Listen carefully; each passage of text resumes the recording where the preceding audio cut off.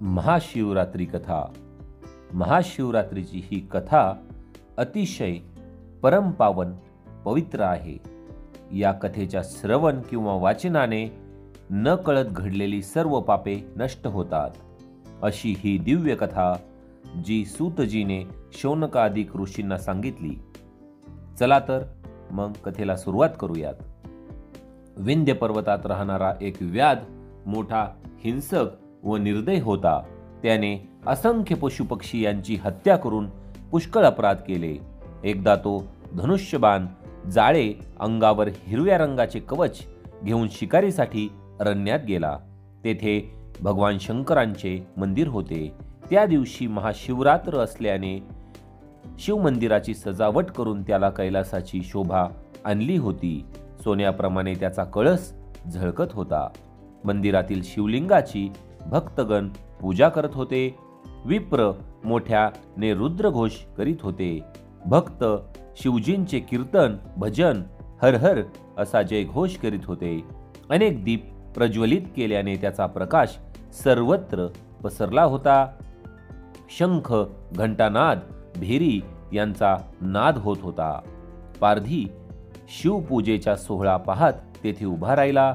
भक्तगणांची चेष्टा करीत मनात म्हणाला, मंदिरातील शिवलिंगाचा पाषाण आणि बाहेर असलेले असंख्य पाषाण यात काय फरक आहे? पण हे लोक अत्यंत मूर्ख आहेत. पाषाणाला देव मानून द्रव्य व्यर्थ खर्च करतात. उत्तम अन्न सेवन करायचे सोडून दिवसभर उपवास करून उपाशी राहतात. शिव हर हर म्हणून असा घोषा कोरडा करतात. असे म्हणून शिवमंदिराच्या उजव्या बाजूने तो घोर अरण्यात गेला. भक्तांच्या घोषाचे विटंबन करीत असतो चालला होता. सायंकाळ होऊन गेली. पारध्याला शिकार मिळाली नाही. फिरता फिरता पारधी एका सरोवराच्या काठी आला. उंचावर वसले तर लांबून येणारे एखादे जनावर दिसेल म्हणून सरोवराच्या काठावरील एका वृक्षावर तो बसून राहिला. दूरवर पाहू लागला तेव्हा त्याच्या डोळ्यासमोर त्या वृक्षाच्या काही फांद्या येत होत्या, ज्यामुळे त्याला दूरचे दिसेना. त्याने त्यासाठी त्या फांद्यावरची काही पाने तोडून खाली टाकली. तो वृक्ष बेलाचा होता. वृक्षावरील अत्यंत प्राचीन वृक्षाखाली अत्यंत प्राचीन असे शिवलिंग होते. त्या शिवलिंगावर पारध्याने तोडून टाकलेली बेलाची पाने नकळत पडत होती आणि त्याचे पूजन घडत होते. रात्रीचा पहिला प्रहर संपला आणि एक हरिणी पाणी पिण्यासाठी त्या सरोवराच्या काठी आली. ती गर्भवती असून तेजस्वी दिसत होती. तिने दुरून पाहिले की प्रत्यक्ष मृत्यूसारख्या दिसणाऱ्या पारध्याने आपल्यावर मारण्यासाठी बाण रोखला आहे. तेव्हा ती त्याला मनुष्यवाणीने म्हणू लागली, हे महापुरुषा, माझ्याकडून काहीही अपराध झालेला नसताना तू माझ्यावर व्यर्थ का बाण रोखला आहेस? यावेळी मी गर्भवती आहे. माझ्या पोटात अज्ञानी सूक्ष्म गर्भ आहे. मला तू मारलेस तर माझ्या हत्येच्या पापाबरोबर तुला बालहत्येचे पातक लागेल. 100 बालकाला मारले तर 1 हरिण मारल्याचे पाप लागते. 100 हरिणींच्या वधामुळे एका बैलाच्या हत्येचे पाप लागेल. 100 बैलांच्या हत्येमुळे एका गोहत्येचे पाप लागते. 100 गोहत्येच्या पातकामुळे एका ब्राह्मणाच्या हत्येचे पाप लागते. 100 ब्रह्महत्येच्या पापामुळे एका स्त्रीहत्येचे पातक, 100 स्त्रीहत्येमुळे एका गुरुहत्येचे पाप लागते. एका गुरुहत्येच्या शतपट पाप गर्भिणीच्या वधाचे असते. असे असताना तू माझा अपराध नसताना का वध करतोस? त्यावर पारधी म्हणाला, माझी बायको मुले घरी उपाशी आहेत. मीही आज दिवसभर भुकेला आहे. त्याच्या उपजीविकेची माझ्यावर जबाबदारी आहे. त्यासाठी मला शिकार करण्याशिवाय अन्य पर्याय नाही. परंतु तू हरिणी म्हणजेच पशु असून मनुष्यवाणीने बोलतेस, एवढे शास्त्र सांगतेस, याचे मला आश्चर्य वाटते. तुझी प्रार्थना ऐकून मला तुझी दया वाटते. मी धनुष्यबाण ठेवून देतो. मला सांग, तू पूर्वजन्मी कोण होतीस? एवढे ज्ञान तुला कोणाकडून मिळाले? हरिणी म्हणाली, पूर्वी रत्नप्राप्तीसाठी देवदानवांनी केलेल्या समुद्रातून निघालेल्या रत्नांपैकी मी ही रंभा नावाची अप्सरा म्हणून उत्पन्न झाले. माझ्या रूपलावण्य, तारुण्य, त्याप्रमाणे नृत्य गायन यातील कौशल्याने अनेक देवदानव मोहित झाले. ऋषी तपस्वी यांनी तपाचरण सोडून माझ्या प्राप्तीसाठी वेडे झाले. यामुळे मी अभिमानाने उन्मत्त झाले. शिवभजन, पूजन, शिवरात्री, सोमवार, प्रदोष ही व्रत सोडून देवांच्या संगतीचा त्याग करून हिरण्य नावाच्या दैत्याजवळ राहू लागले. मद्यपान करू लागले. भगवान शिवांची आराधना मी सोडून दिली. एके दिवशी हिरण्य दैत्य मृगयेसाठी दूर अरण्यात गेले. म्हणून सवड मिळताक्षणी मी कैलासावर शिवदर्शनासाठी गेले. मला पाहताच भगवान शिव क्रोधित झाले. मला शाप देत म्हणाले, तू आणि तुझ्या 2 सख्या मृत्यूलोकात हरिणी होऊन राहाल. हिरण्य दैत्य मृग म्हणून जन्माला येऊन तुमचा पती होईल. भगवान शंकरांची ती शापवाणी ऐकून मी फार दुःखी झाले. मला माझ्या कृतकर्माचा पश्चाताप झाला. नम्रपणे मी शिवांची प्रार्थना केली की हे परमेश्वरा, कृपा करून मला उशाप द्यावा. तेव्हा त्या दयाळू भगवान शंकरांनी उशाप दिला की 12 वर्षानंतर तुम्ही सर्वजण मृगाचे शरीर टाकून शिवलोकी आणि आपले मूळ रूप प्राप्त कराल. त्यावेळेपासून मी हरिणीचा जन्म घेऊन आपल्या हरिणाबरोबर या वनात राहते. आता मी गर्भवती असून माझा प्रसूती काळ जवळ आला आहे. मी आपल्या घरी जाऊन प्रसूत होऊन हा गर्भ त्या ठिकाणी ठेवून पुन्हा तुझ्याकडे येते. मग तू माझे प्राण घेतलेस तरी चालेल. हरणीचे बोलणे ऐकून पारधी म्हणाला, तुझ्या बोलण्यावर मी विश्वास कसा ठेवू? विविध प्रकारे गोड खोटे बोलून जीव वाचवावा हे सर्व प्राण्यांना कळते. तेव्हा तू केलेल्या महापापाचे उच्चारण करून शपथ घे. तेव्हा हरिणी म्हणाली, मी जर खोटे बोलत असेल तर ब्राह्मण कुळात जन्म घेऊन जो मनुष्य वेदशास्त्राचा अभ्यास स्नान संध्या करीत नाही, सत्य पावित्र्य यापासून दूर राहतो, त्याचे पाप माझ्या मस्तकी पडो. त्याप्रमाणे वेदाची विक्री तसेच कृतघ्न परपीडा करणारा, दानात विघ्न आणणारा, गुरु विष्णू शंकर यांची टिंगल यतीची निंदा, द्वैत मताचा प्रचार करणारा, मंदिरात पुराण श्रवण वेळी पान खाणारा, स्त्री संग करणारा यांचे पाप मला लागेल. ती पुढे म्हणाली, नवरा बायकोचा वियोग करणारे, दुसऱ्याची वर्मे काढणारे, विद्या असून शिष्याला न देणारे, जे ब्राह्मण अनुचित दान घेतात, दुसऱ्याच्या गायी चोरणारे, तसेच अनुक्रमे नपुंसक, कावळे, पांगळे, रोगी, अल्पायुषी होतात. साधूला प्रजेला छळणारा राजा साप होतात. व्रत नेम करून ज्या स्त्रिया घरात धान्य असून पतीला उपाशी ठेवतात, त्या कुरूप म्हणून पतीचा त्याग करतात. स्वयंपाक करता करता सर्वांच्या आधी खातात. ज्या स्त्रिया ब्राह्मण पती यांना कडान्न वाटून आपण पक्वान्न खातात, त्या स्त्रिया पुढील जन्मी अनुक्रमे बाल, विधवा, वेश्या, दासी, कुलटा, मांजरी, वांज होतात.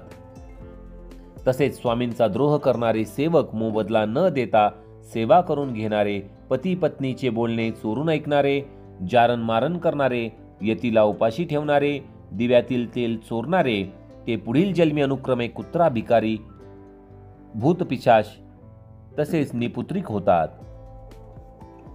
माता पित्याच्या छळ, सासू सासऱ्यांना पीडा देणारे पुढील जन्मी माकड होतात. त्यांची अपत्ये अल्पायुषी होतात. एवढे बोलून ती हरणी म्हणाली, आत्तापर्यंत सांगितलेली सर्व पापे मला लागोत. मी खोटे बोलेल तर शिवपूजेचा मी अपहार केला असे होईल. तिचा निर्धार शपथ ऐकून पारध्याच्या मनात विश्वास निर्माण झाला. त्याने तिला घरी जाण्याची अनुमती दिली. हरिणी म्हणाली, तू पुण्यवान होऊन शिवपदी जाशील.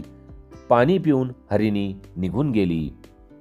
पारधी अस्वस्थपणे बेलाची पाने तोडून खाली टाकत राहिला. हरणीकडून शिव महात्म्याचे निरूपण ऐकले होते. त्याला वारंवार शिवस्मरण होऊ लागले. भक्तांकडून ऐकलेला शिवनामाचा घोष मुखातून होऊ लागला. इतक्यात दुसरी हरणी पाणी पिण्यास आली. पारध्याने धनुष्यबाण सज्ज केले. ते पाहून हरिणी म्हणाली, हे सज्जन मानवा, माझ्यावर दया कर.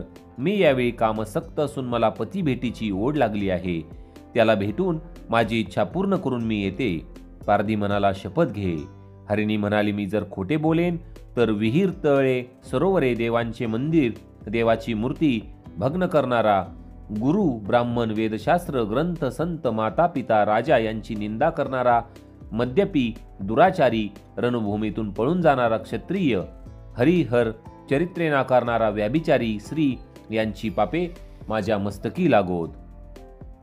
जो सुतकातले अन्न खातो, ब्राह्मणाचे कर्ज बुडवतो, तो अल्पायुषी आंधळा होतो, गरिबाचे लग्न मोडतो, एका देवाची भक्ती दुसऱ्याची निंदा करतो, बैलाला मारणाऱ्याला पुढील जन्मी अनुक्रमे भिकारी, नपुंसक, मूर्ख मुलाचा पिता होतो, हरिणी पुढे म्हणाली, मी पतीला भेटून लवकर येते. हे असत्य घडले तर ही सर्व पापे मला लागोत. पारधी म्हणाला, ठीक आहे, तू जाऊन लवकर ये. इतक्यात हरिण पाणी पिण्यास आला. यावेळीही पारध्याला शिकार सापडल्याचा आनंद होऊन त्याने हरिणावर बाण रोखला. हरिण पारध्याला म्हणाला, हे महापुरुषा, माझ्या स्त्रिया पतिव्रता आहेत.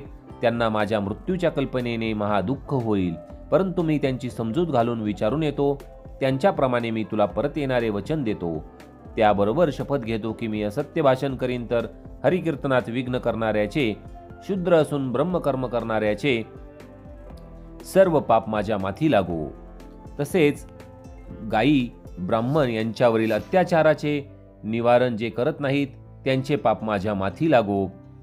पारधी हरिणीच्या मुखाने होणाऱ्या शिवमहिम्यामुळे भारावून गेला. तो वारंवार शिवनाम जपू लागला. पाने तोडून खाली टाकीत राहिला.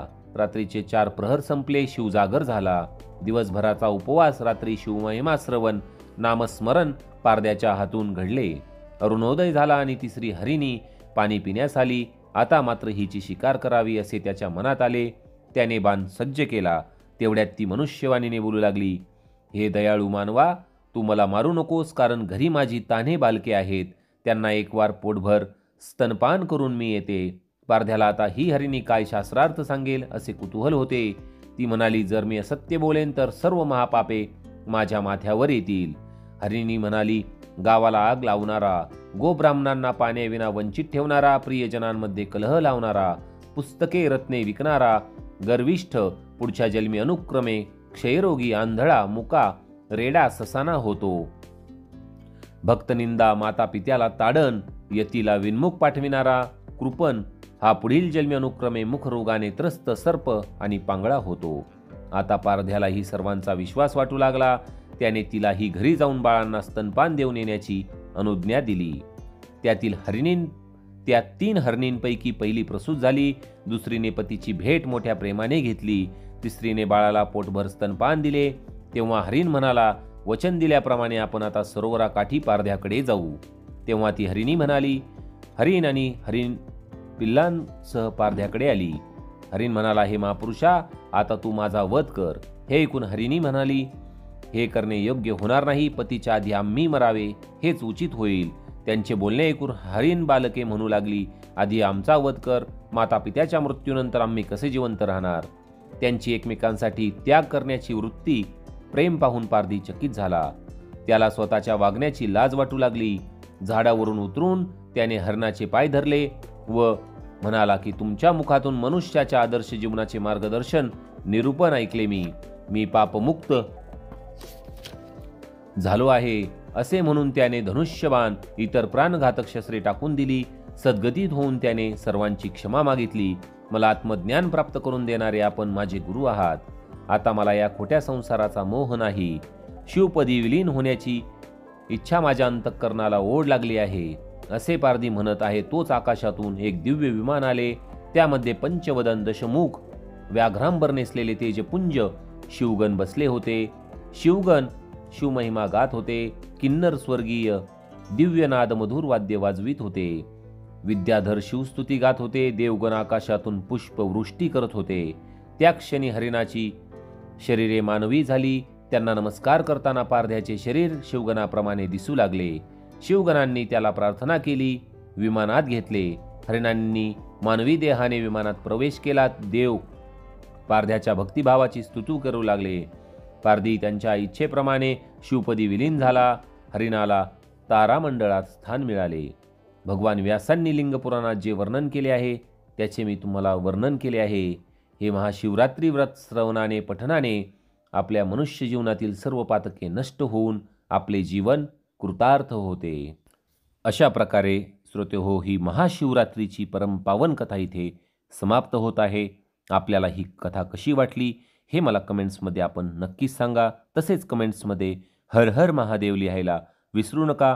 व्हिडिओला जास्तीत जास्त लोकांपर्यंत शेअर करा. तसेच चॅनलवर नवीन असताल तर चॅनलला सबस्क्राईब करा आणि आपण या मराठी भक्ती परिवाराचे सदस्य व्हा अशी मी आपल्याला छोटीशी विनंती करत आहे.